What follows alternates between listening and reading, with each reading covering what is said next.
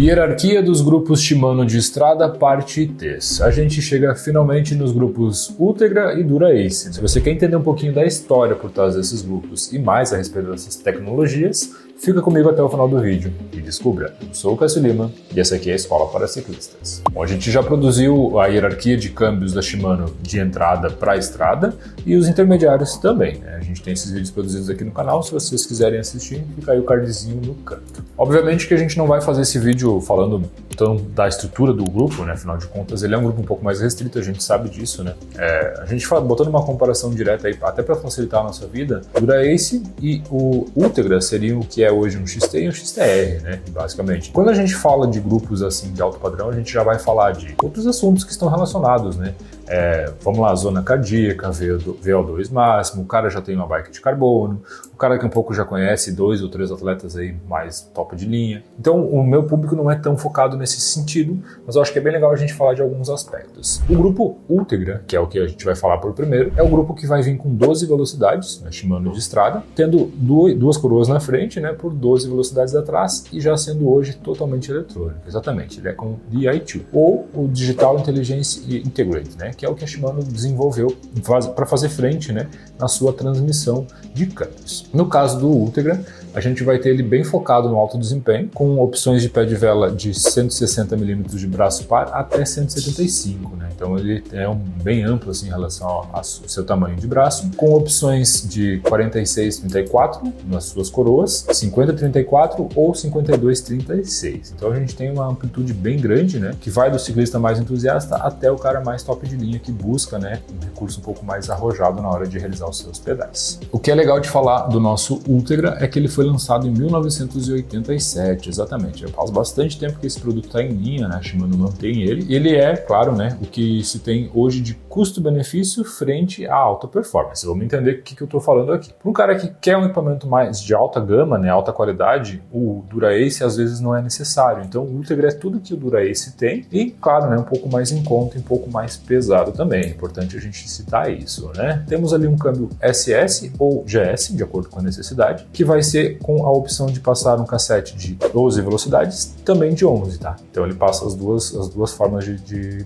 marchas aí se precisar, né? Dois números de marchas então, com a opção de 11-30 dentes e 11-34, ele é um pouquinho mais restrito esse nosso cassete. Além de tudo isso, a gente ainda vai contar com o nosso sistema de STI, né? Com o manípulo mais curtinho, fácil para você acionar com um dedo só, então é o que hoje a gente vê também no Pro Tour, né? Padrão Tour de France, por exemplo, ou grandes voltas, né? Volta da Espanha, Giro da Itália, onde os atletas então estão usando, né, manetes de freios cada vez mais curtos para acionamento com apenas um dedo, proporcionando, para quem não sabe, né, um pouquinho mais de conforto, pois afinal de contas você consegue manter as mãos mais presas ao guidão e utilizar só um dedo para fazer um acionamento, principalmente numa descida. Outra grande jogada aí fica por conta do sistema de freios do Ultegra, né, que já vai ser com um sistema I-Stack de resfriamento, então ele é um freio muito robusto que não vai deformar mesmo com alta temperatura, o calor, né? Então a gente vai ter aí a questão dos seus rotores, né, serem no sistema I-Stack, que é muito semelhante ao que a gente conhece no XT, né, um rotor muito semelhante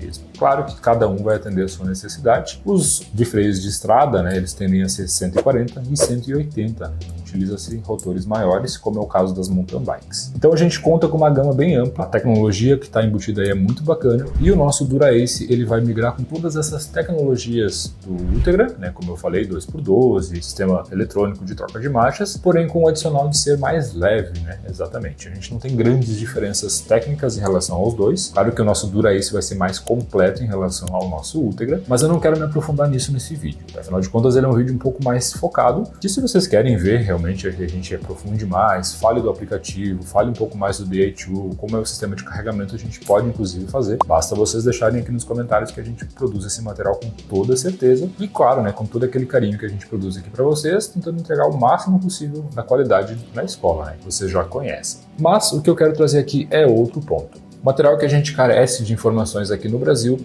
e claro em português, né, está relacionado à história desse material. Então esse é um ponto que a gente tem um pouco de déficit, né? Então o meu objetivo também é falar um pouco a respeito disso. Muita gente não sabe, mas o grupo Dura-Ace foi uma revolução por parte da Shimano, exatamente. Quando a gente fala de Japão, principalmente no período pós-guerra, a gente fala de um processo de reconstrução, afinal de contas aconteceu muita coisa, né, Segunda Guerra Mundial e tudo mais, e lá naquela época a Shimano ainda não era dominante no mercado como ela é hoje, né? Então o objetivo da Shimano era entrar no mercado americano e principalmente no mercado europeu através das corridas de estrada. Então hoje, quando a gente olha para um grupo que é utilizado na rua, utilizado numa bicicleta que você vê perto de você, saiba que ele passou por todo um processo de desnatificação lá nas provas dos grandes Pro Tour, né? Como o Tour de France, como o Giro de Itália que eu falei antes. E a gente pega esse gancho por quê? Porque o primeiro lançamento da Dura-Ace, do nosso grupo que a gente conhece de 73, foi através de uma equipe de ciclismo que inclusive na época ganhou muitas provas utilizando o Dura-Ace. Dura-Ace vem de duralumínio, né? É uma utilização de material que foi feita na época muito inovadora,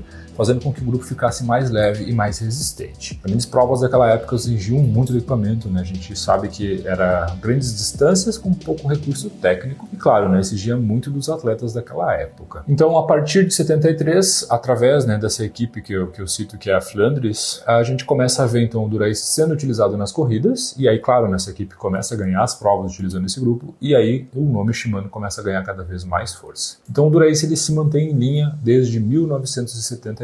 É muito antigo esse grupo. Obviamente, né, não era tão fácil de ter ele no Brasil, mas a gente sabe, né, de atletas mais saudosistas aí que chegaram a utilizar esse grupo. Sim, claro, hoje a gente vê ele com um pouco mais de facilidade, afinal de contas a importação, né, de produtos está chegando com um pouco mais de presença no Brasil. Mas naquela época era algo muito inovador, muito único, utilizar um grupo de bicicleta como um Dura-Ace, por exemplo. Inclusive, né, através do Dura-Ace que a gente teve o lançamento em 1990 do chamado STI. Exatamente. Para quem é mais saudosista e lembra, né, as Caloi 10 ainda tinham aquele sistema que é onde a gente tinha o freio numa manopla, né, e o trocador de marchas em outro, então eram comandos diferentes. Pensem hoje, tá, vocês tirando a mão no guidão para trocar as marchas, e aí depois botando as mãos no guidão novamente. Naquela época era algo natural.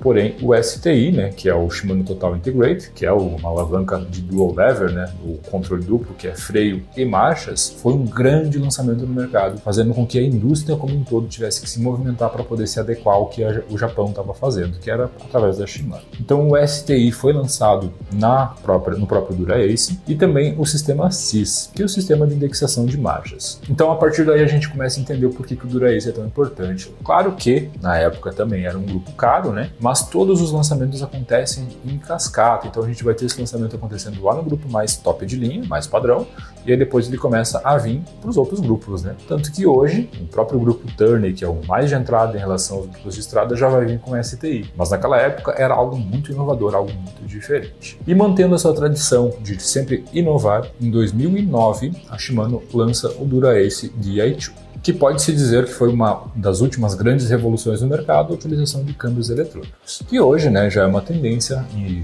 felizmente, a gente começa a ver uma precificação um pouco mais em conta desses grupos com trocas eletrônicas, inclusive caminhando a passos largos aí através das e-bikes, que também estão utilizando, né, Di2 para alguns grupos. Porém, nas bikes de estrada que a gente conhece hoje, a maioria já não troca mais a cabo, a maioria já trabalha com troca de grupos eletrônicos, utilizando o Di2, como eu citei. Di2 é todo um ecossistema que a Shimano desenvolveu, né, de hardware e software para fazer com que as trocas sejam rápidas e precisas e confiáveis, obviamente, né? Então, o Dura-Ace, assim como o Ultegra e agora, mais atualmente, os 105 estão vindo todos eles com sistema de troca eletrônica, tornando mais em conta, né, mais barato não diria, né, mas mais em conta o acesso a esses grupos para ciclistas entusiastas, né, como eu, como você, que está aí do outro lado talvez assistindo esse vídeo. Então, na verdade, a gente precisa entender um pouco do que é a história, do que realmente a Shimano fez de revolução no mercado, por isso que hoje ela é detentora de mais de 90% da operação de bicicletas mundial. Afinal de contas, o desenvolvimento de novos produtos por parte da Shimano é algo que é muito surreal, porque é através desses grupos, né, que a gente consegue entender o que hoje a gente faz, que lá na época dos caras que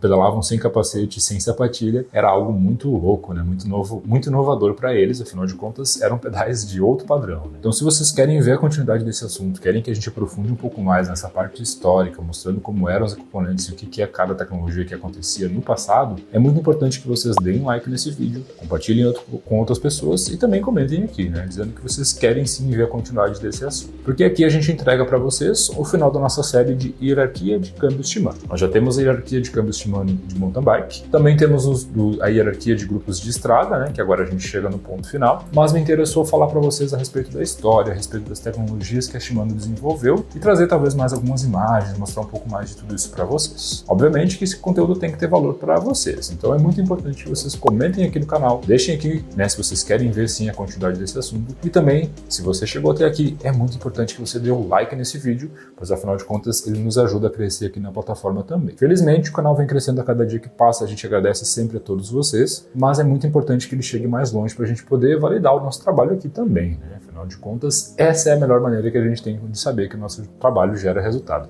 Meu trabalho da minha equipe, trabalho dos nossos editores e tudo mais. Lembrando sempre que esse vídeo conta com o apoio da Banet Bike, que é um Shimano Service Center, através da onde a gente consegue ter muitas informações.